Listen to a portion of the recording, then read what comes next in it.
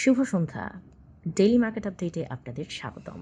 সূচক আজ প্রায় স্থিতিশীল অবস্থায় লেনদেন শেষ করেছে। মাত্র ৬.৯৮ পয়েন্ট বা ০.১৩% কমে ৫,৩৪৪ পয়েন্টে অবস্থান নিয়েছে। বাজারে লেনদেনের পরিমাণ দাঁড়িয়েছে ৬১১ কোটি টাকা, যা আগের কার্যদিবসের তুলনায় ১৯.৬৯% কম।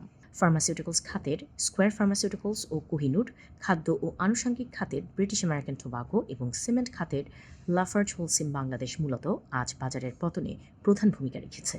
অন্যদিকে ব্যাংক খাতের ব্র্যাক ব্যাংক ও ইসলামী ব্যাংক, জ্বালানি ও বিদ্যুৎ খাতের তিতাস গ্যাস এবং শিল্প খাতের ওয়ালটন হাইটেক ও বাংলাদেশ শিপিং কর্পোরেশন বাজারের উত্থান ঘটায়। ফলে সূচক প্রায় স্থিতিশীল থেকেছে।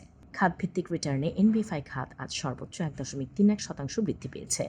জ্বালানি ও বিদ্যুৎ খাত দ্বিতীয় সর্বোচ্চ ০.৬৩% বৃদ্ধি পেয়েছে। অন্যদিকে খাদ্য ও আনুষঙ্গিক খাত আজ সর্বোচ্চ ০.৭৫% হ্রাস পেয়েছে। আজকের শীর্ষ ২০ দরপতনের তালিকায় ৭টি শিল্প খাতের কোম্পানি রয়েছে। Mithun knitting and dyeing, Tallu spinning mills এবং sea pearl beach resort and spa আজ সর্বোচ্চ দর বৃদ্ধি পেয়েছে। Regent textile mills, mercantile insurance ও মালিক স্পিনিং মিলস ছিল সর্বোচ্চ দর পতন হওয়া শেয়ার। উল্লেখিত শেয়ারগুলোর মূল্য বৃদ্ধির পেছনে কোনো মূল্য সংবেদনশীল তথ্য জানা যায়নি। Standard ceramic industries, তাল্লু spinning mills এবং ফার্মা এইডসের লেনদেনের পরিমাণ গত ৩ মাসের গড় লেনদেনের তুলনায় আজ উল্লেখযোগ্যভাবে বৃদ্ধি পেয়েছে। এই শেয়ারগুলোর লেনদেন বৃদ্ধির পেছনে স্বাভাবিক কোনো কারণ জানা যায়নি। আজকের শীর্ষ দুটি সংবাদ: বাংলাদেশ ব্যাংক ডলার নিলামের মাধ্যমে ব্যাংকগুলো থেকে অতিরিক্ত ৮৩ মিলিয়ন মার্কিন ডলার ক্রয় করেছে, যা টাকার স্থিতিশীলতা বজায় রাখা, মার্কিন ডলারের অবমূল্যায়ন রোধ এবং রেমিটেন্স ও রপ্তানি আয় বাড়ানোর প্রচেষ্টা অব্যাহত রেখেছে।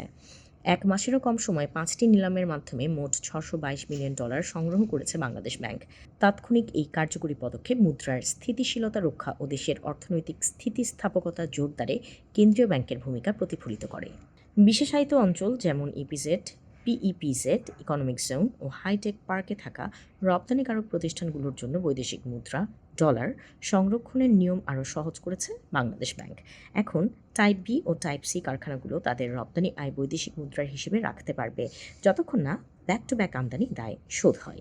এই পদক্ষেপের লক্ষ্য হলো লেনদেন সহজ করা, ডলার ব্যবস্থাপনা উন্নত করা এবং বিশেষায়িত ও সাধারণ অঞ্চলের রপ্তানিকারকদের মাঝে সমান সুযোগ নিশ্চিত করে বৈশ্বিক বাজারে বাংলাদেশের রপ্তানি খাতের প্রতিযোগিতা বাড়ানো।